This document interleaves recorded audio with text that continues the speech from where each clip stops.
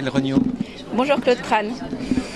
Vous êtes fondatrice de Learn and Joy, un éditeur de manuels scolaires numériques, et vous présentez ici à l'Orme 2017 une application School. De quoi s'agit-il? Alors School, c'est un projet collaboratif qui vise à fournir à tous les élèves sans exception l'accès aux apprentissages fondamentaux. Et donc on va embarquer dans une application numérique soutenue par le ministère de l'Éducation nationale le programme de CP, de CE1, de CE2. Et là on vient de terminer le CP, c'est-à-dire que vous allez retrouver toutes les activités traditionnelles d'un manuel scolaire, mais avec une décomposition des compétences en micro-marches qui font que les élèves qui ont des difficultés scolaires liées à un handicap, liées à la difficulté à maîtriser la langue française, vont avoir une possibilité de réussir et vont avoir une possibilité d'apprendre. Donc pour que tous les élèves apprennent, le concept de micro-marche est important. Alors les micro-marches, de quoi s'agit-il? Les neurosciences, la psychologie du développement de l'enfant et les sciences de l'éducation nous enseignent qu'il y a différentes manières de présenter un enseignement. Et on va prendre le parti de décomposer toutes les compétences en toutes petites unités d'apprentissage en s'inspirant de différentes méthodes et pour présenter à l'élève un moyen d'apprendre qui soit à sa portée.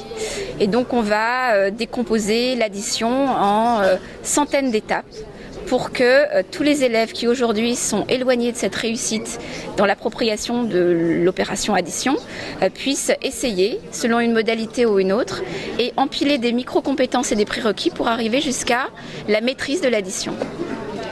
Vous parlez de livret scolaire conçu pour valoriser l'élève. C'est nécessaire de valoriser l'élève? Pour moi, c'est la base de l'éducation. Aujourd'hui, vous êtes bien sûr dans la transmission de compétences, mais cette compétence, l'élève ne pourra l'utiliser dans la vraie vie que s'il est un minimum sûr de lui, sûr de pouvoir l'utiliser de façon utile et en contexte. Et c'est la raison pour laquelle, également avec le soutien de la Commission EduUp, nous avons réalisé le livret Educare.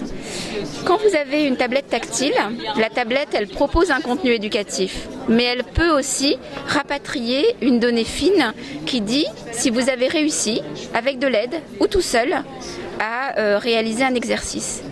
Cette réalisation, c'est finalement une évaluation. C'est une évaluation qui se veut bienveillante, qui se veut continue, qui se veut non sommative, donc c'est vraiment une évaluation saine, au quotidien, permise par Internet et le tactile, et qui va être rapatriée dans un livret de progression qui ne va pas seulement constater que certaines grandes marches sont franchies, mais va valoriser aussi ces petites micro-marches. Si l'élève voit qu'il a franchi des marches, aussi petites soient-elles, il va gagner en estime de lui-même.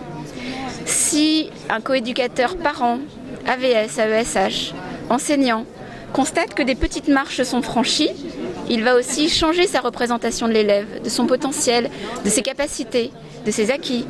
Et donc il va regarder cet élève différemment, cet élève va se sentir regardé différemment. Et on va construire de l'estime de soi. Et je pense que l'école a ce rôle de donner une place à chacun, bien sûr dans la cour de récréation, mais aussi dans l'image qu'on a de ses capacités, et ses capacités à avoir des compétences et à être au milieu des autres. L'estime de soi permet de réussir? L'estime de soi est un des facteurs de réussite et aussi un des facteurs de bonheur. Et être heureux, ça permet de vivre plus facilement avec soi-même, avec les autres.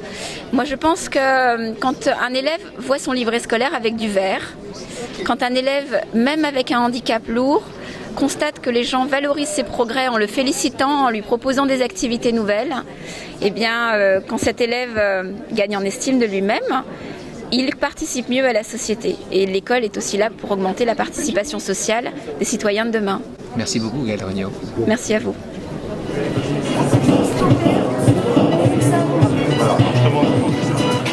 C'est bouger la musique.